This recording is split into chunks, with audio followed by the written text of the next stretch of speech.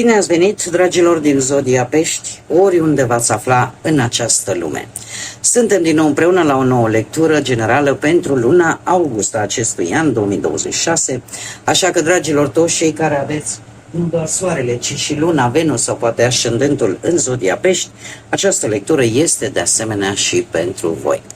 Desigur, vreau să le mulțumesc încă de la început tuturor celor care sunteți alături de mine prin susținerea voastră, prin like-urile voastre, prin comentariile voastre frumoase și, desigur, prin fiecare gest de apreciere și fiecare gând bun care vine din partea voastră. Așa că mii și mii de mulțumiri tuturor.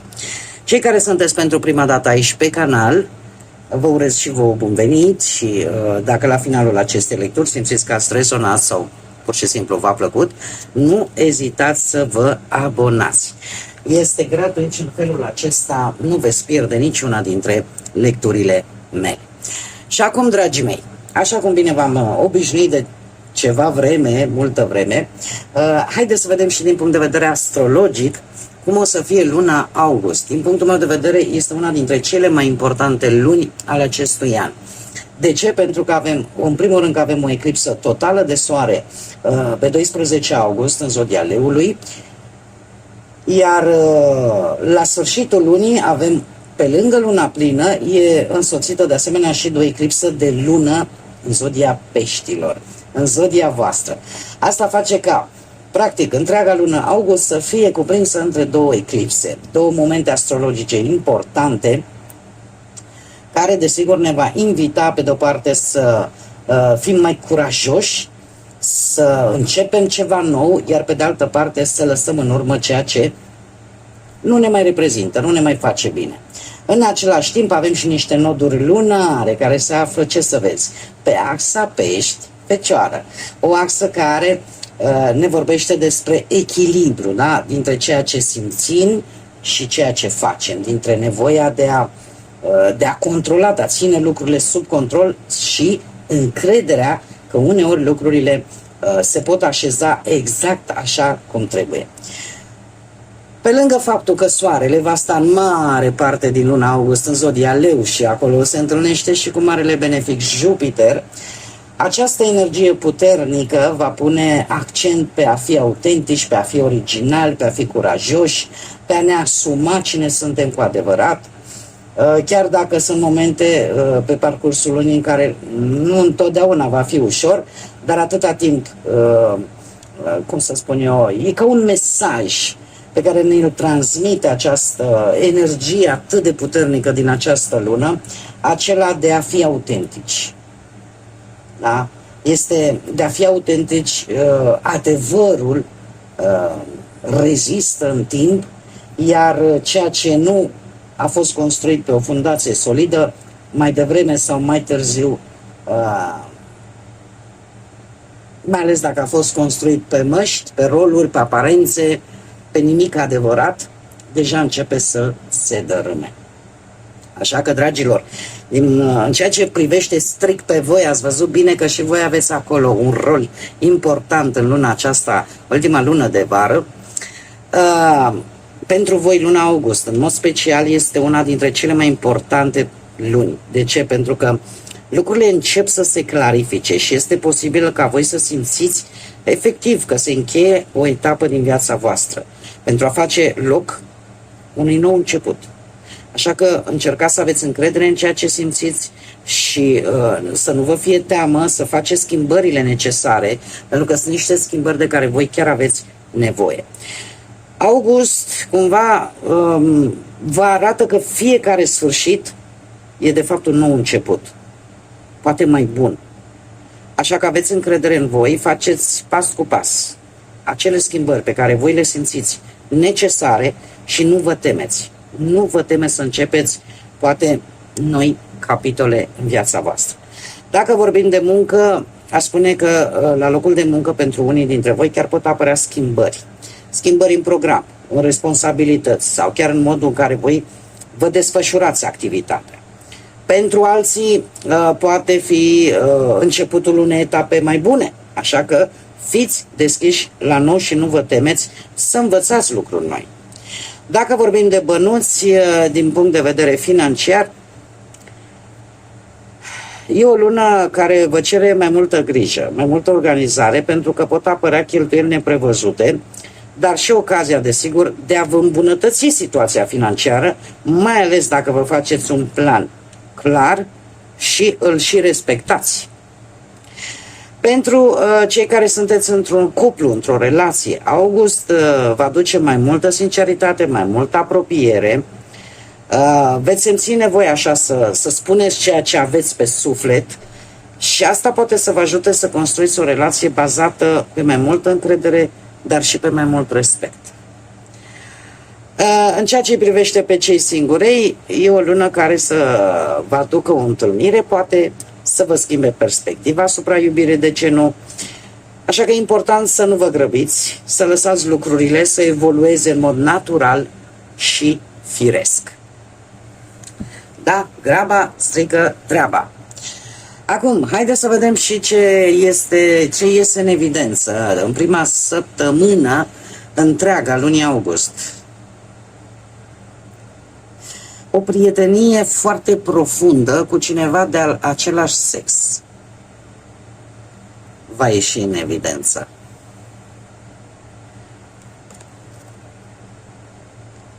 Este ceva aici, dar nu, exact ăsta este mesajul. O conjunctură care vă va aduce poate un nou amic sau amică, dar este de același sex ca și voi. A doua săptămână întreagă ne vorbește de o situație în care voi chiar trebuie să lăsați să iasă sau să ieșiți voi dintr-o situație care nu e tocmai ok. E timpul să ieșiți dintr-o relație, colaborare, situație. Aici voi puteți să adaptați. Pentru că nu e ceea ce trebuie pentru voi.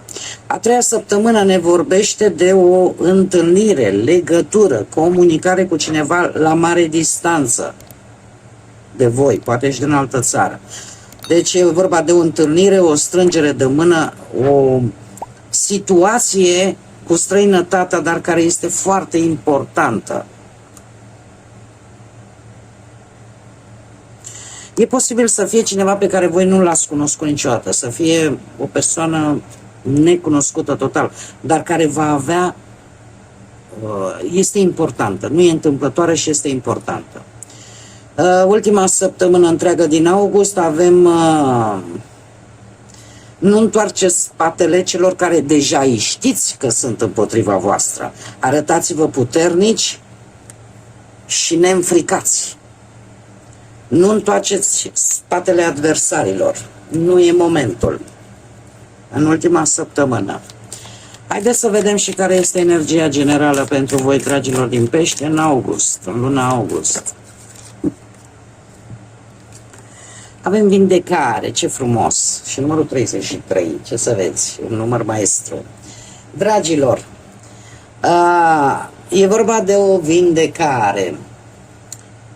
Voi o să fiți într-o etapă în care ceva se repară în interiorul vostru, că e emoțional, că e mental sau pur și simplu energetic.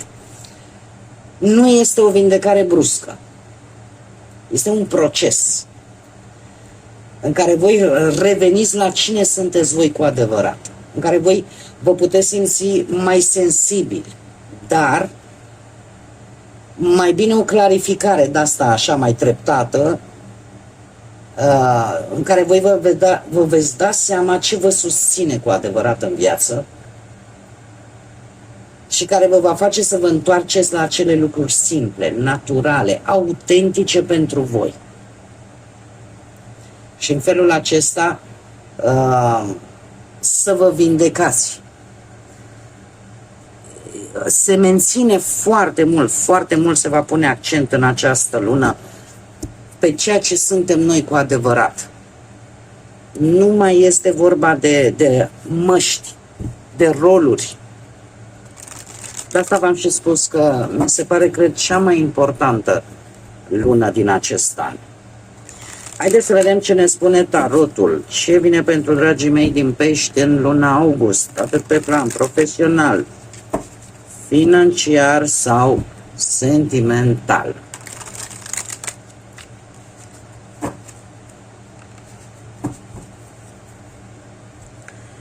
Să vedem.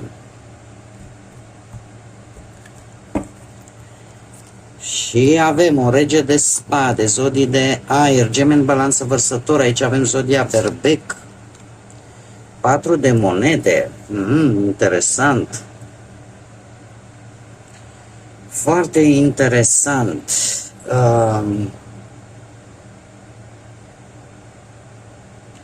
Dragilor, nu știu dacă există în locul unde voi efectuați activitățile, că sunteți angajați, că voi sunteți șef, că aveți propria afacere, nu contează unde,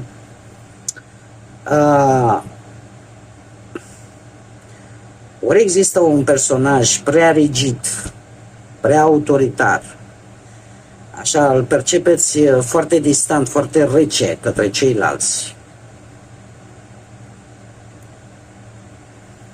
Cineva din conducere posibil. Ce pot eu să vă spun? Că ne poate vorbi de o decizie importantă. Și de faptul că voi trebuie să dați dovadă de profesionalism, de obiectivitate, da? Mergeți direct la sursă, să gândiți strategic, să nu lăsați emoțiile să vă influențeze, mai ales când e vorba de decizii profesionale. E cineva aici care e foarte autoritar. Pe de altă parte, împăratul îmi poate vorbi de o promovare, să știți. O stabilitate, desigur, cu responsabilități în plus, dar pe termen lung, în care voi trebuie să vă asumați o anumită funcție cu mai multă responsabilitate sau pur și simplu voi vă consolidați poziția din punctul ăsta de vedere profesional. Că la locul de muncă, mai ales și care aveți poate și ascendent în berbec. 4 de monede în această situație, încercați să vă protejați ceea ce ați construit. Mie mi-apare că pe partea asta profesională să știți că se stabilizează, că e locul de muncă, sau că sunteți voi mai prudenți în privința resurselor, să spunem așa, deciziilor pe care le luați la nivel profesional. Cred că singura atenționare, încercați totuși să nu deveniți prea rigizi sau să deveniți prea rezistenți la schimbare.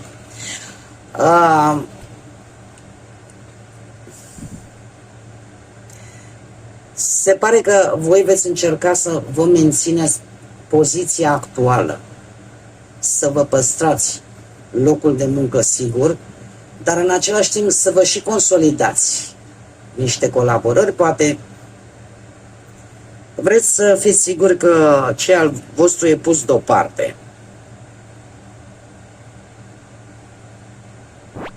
Și încă un aspect important, e posibil ca unii dintre voi chiar să întoarceți cumva spatele, să nu vă mai intereseze de autoritatea acestei energii, care poate avea legătură sau nu cu zodiile de aer, Gemeni, Balanță sau Vărsător. Adică cumva, bine, lasă că ori că înțelegeți, domnule, trebuie să fie autoritar, că alminteri ar lua toți razna, sau din contră, pur și simplu, nu mai vă lăsați afectați de această atitudine. Pe partea banilor avem Marele Preot, zodia Taur, un 8 de bâte și o regină de cupe. Zodii de apă puteți fi voi, desigur, sau Rac sau Scorpion. Foarte interesant aici pe partea banilor. De ce? Pentru că voi aveți un plan, ceva foarte sigur. Și să faceți ceva, să economisiți ceva, să investiți în ceva. Acum la voi cu Marele Preot aici spune că banii pot veni prin căi foarte stabile, foarte corecte. Că e prin salariu, că e printr-o instituție, că e printr-un contract. O colaborare serioasă sau o decizie financiară în care voi sunteți mult mai prudenți, aveți mai multă experiență. Nu e vorba, să știți că asta nu ne vorbește de un câștig speculativ așa. un câștig stabil, iar faptul că avem motul de bâte e ceva care va accelera lucrurile. Pot fi vești bune, pot fi aprobări, pot fi încasări care se deblochează, pot fi răspunsuri pe care voi le tot așteptați de ceva vreme. Da? Sau oportunități de astea financiare care se evolueze mai repede decât poate v-ați fi gândit voi. Iar regina de cupe, aici puteți fi chiar voi, cumva voi, logic, trebuie să vă ascultați ce vă spune intuiția, asta în natura voastră, și chiar și când e vorba de bani. Să vă ascultați acea voce interioară în situații, în anumite situații. E posibil să reprezinte și un personaj care poate avea legătură cu zodiile, cu celelalte zodii, sau chiar din zodia Pește, ce nu, Rac sau Scorpion, e cineva care vă sprijină sau vă oferă un sfat valoros, pe care n-ar fi rău să îl luați și în calcul. Mergem mai departe, haideți să vedem pentru cei care sunteți într-un cuplu, într-o relație, avem un 10 de bâte, 2 de monede și un 10 de cupe. Ce frumos! Da? Plecăm de la multe responsabilități la o stare de bine. 10 de bâte îmi vorbește de relația voastră să treacă prin momente de presiune, să spunem așa, sau de responsabilități crescute în urma unor planuri pe care voi vi le-ați făcut în comun, care au fost destul de complexe sau gestionarea lor a fost destul de apăsătoare, mai ales dacă ați avut și ceva probleme în familie. Dar, din câte văd eu aici cu doiul de monede, cumva voi veți încerca să țineți în echilibru ceea ce nevoile voastre, așteptările voastre, dar cât și ale partenerei voastre. Cumva veți ajunge la o așa zisă negociere de planuri, mai ales pe planul financiar. Dar, de asemenea, putem vorbi de decizii referitoare, nu știu, la locuință, că poate aceste greutăți vin de la locuință, că vreți să cumpărați o casă, că vreți să o renovați, că vreți să luați ceva în casă, nu știu. Legate în general, de partea asta terenală, da, materială. Pe de altă parte, e vorba de o comunicare mult mai clară, care pe voi chiar vă poate ajuta să ajungeți la acest 10 de cupe, în care există dialog deschis, există sprijin reciproc, există momente de bucurie împreună, așa că e posibil ca efortul vostru chiar să dea și rezultate foarte bune și să vă atingeți acel plan pe care îl aveți voi în comun. Ideea este că nu doar că te simți împlinit din punct de vedere emoțional, e vorba în primul rând de iubire, de armonie, practic de poate o familie fericită pentru cei care deja poate aveți și copilași. Da? Există acest moment de bucurie foarte intensă. Cei care sunteți singurei, voi, dragilor, avem un as de bâte, un 7 de bâte și un 5 de cupe. Măi, dragilor, dragi,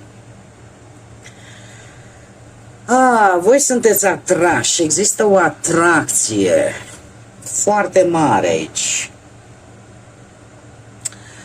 O atracție vis-a-vis de o persoană care vă tot provoacă, vă tot testează și răbdarea și există un flirt.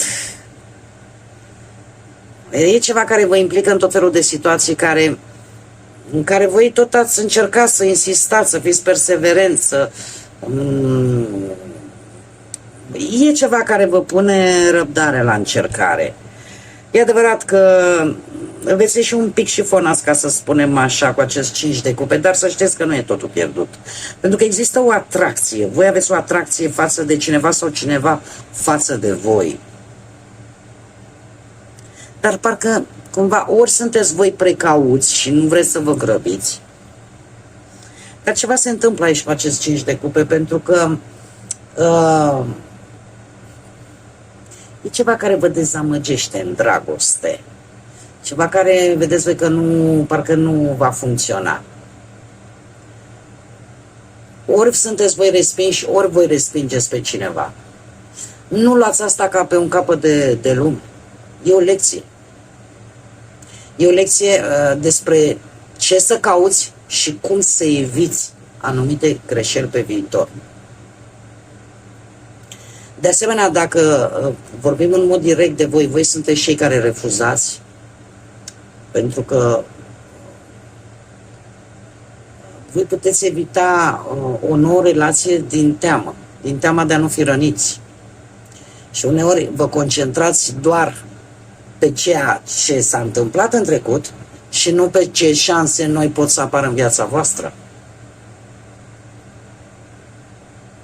Așa că aici rămâne de adaptat. Cert este că veți avea niște lecții de învățat și niște teste. Dar, cum am mai spus, tarotul și, în general, cărțile nu condamnă, nu obligă, fiecare în funcție de ce consideră că trebuie făcut și de ceea ce simte. Haideți să vedem acum și care e mesajul pentru voi, dragilor, din Pești, pentru luna august. Ia să vedem ce avem noi aici. Și avem Doamna Mării și oferta oceanului. Este un oracol care se numește Înțelepciunea oceanului. Aici ce ne spune? Doamna Mării îmbrățișează gratitudinea ca fiind cheia abundenței și bucuriei în viața ta. Ce înseamnă asta? Asta înseamnă că voi trebuie să vă cultivați recunoștința. Pentru că ea îți deschide oarecum ușa către abundență, către împlinire, către bucurie. Cred că mesajul e de fapt unul foarte frumos, foarte simplu, nu spune că trebuie să faci mai mult, ci că este important să observi și să apreciezi ceea ce există deja în viața ta. A fi recunoscător nu înseamnă doar că, sau nu trebuie să o vedeți neapărat ca o emoție, ci ca o stare interioară. Atunci când omul încetează să se mai concentreze doar, cum să spun eu, de fapt nu încetează, când începe să se concentreze decât pe ceea ce nu are și pierde din vedere de fapt ce este lângă el, ceea ce are deja, asta de fapt parcă îi adâncește și mai mult într-o energie negativă. Așa că încercați în această perioadă să priviți cu recunoștință ceea ce ați construit, ceea ce ați primit până acum. Pentru că cu cât veți aprecia mai mult binele deja prezent în viața voastră, cu atât veți atrage mai ușor noi oportunități, bucurii, motive de împlinire. Și avem aici foarte interesant oferta oceanului sau ofertele oceanului, ceva de genul ăsta. Să vedem. Ca să o traducem așa mai pe românește, aș zice că darurile, ceea ce oferă oceanul, da? Ce ne spune? Spune așa: ascultă șoaptele sufletului tău și lasă frumusețea simplității să te ghideze, să te îndrume. Probabil că încearcă să vă transmită, aș spune, un mesaj destul de actual, pentru că vă spune că nu toate răspunsurile vin din analiză excesivă, din dorința de a controla fiecare detaliu, da? Uneori cea mai bună alegere este și cea mai simplă în anumite situații. Așa că ascultați-vă intuiția, nu complicați lucrurile mai mult decât este nevoie. Încercați să căutați liniștea, să fiți cât mai original, cât mai autentici. Și adevăratele răspunsuri vin fix atunci când mintea se liniștește și sufletul chiar poate să se facă auzit. Așa, per general, cu cele două mesaje, spune că